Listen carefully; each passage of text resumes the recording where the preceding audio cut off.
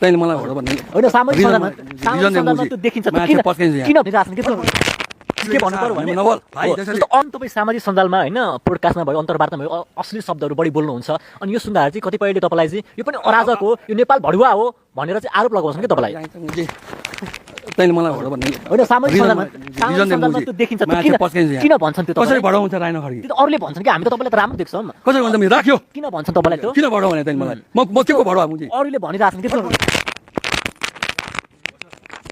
rhino Khadki कहिले बढाउन सक्दैन बुझ्यो जोसुकै होस् मलाई त्यो शब्दै प्रयोग नगर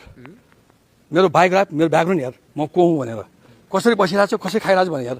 म फुई मान्छे हुँ म योद्धा हुँ म दुःख गरेर खाने मान्छे हो नभन भाइ मुखले यहाँ नेपाली जनतालाई चाहिँ के भन्नु पर्यो भने नबल भाइ अरूलाई चाहिँ भन्नु न अरूलाई चाहिँ मैले किन भनेको यो सोध्नु तिमीलाई मलाई बोल्ने तरिका हजुर किनभने मैले 40 वर्ष च्यानलमा भन्दाखेरि कानमा तेल हालेर बसेँ देशको यस्तो गरी भयो 80 जना मर्यो 80 जना मर्यो मैले मुख छँदाखेरि यिनीहरू सबैको कान खोल्यो आँखा खोल्यो अहिले मैले माफी मागेको चाहिँ भाइ एउटा के भने गल्ती गरेपछि माफी माग्न जानु पर्यो के नेपाली जनताले बुझ्दैनन् किन मलाई भडवा नभने भाइ म तँलाई रेस्पेक्ट गरेको छु न त्यो डाँडा सब झारिनु ठिक छ कि जस्तो अरूलाई चाहिँ बुझाउनु पर्ने भयो बुझा कति बुझाउने भाइ बुझ्दैन नेपाली जनता नबुझ्यो भने एक दिन यो देश जान्छ हजुर देश त गइसक्यो भाइ हो हजुर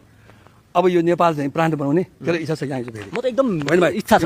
हजुर तेरो यो देश बनाउने इच्छा कि कुनै देशको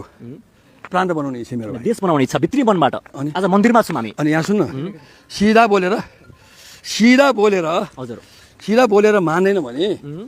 अनि तिमीले गाली गर्छ हो हाम्रो टिचरले हामीलाई सिस्नो हानेको छ भाइ हजुर कुखुरा बनेको छ भाइ एक खुट्टाले उभिएको छ किन गरेको राम्रो गर राम्रो पढेर भविष्य राम्रो हुन्छ भनेर गरे हो हजुर अवश्य हो मैले मुख छोडेँ त कसै घर बिगारेको छु छैन यो देशमा मैले के बिगारेको छु अहिलेसम्म छ प्रुफ गर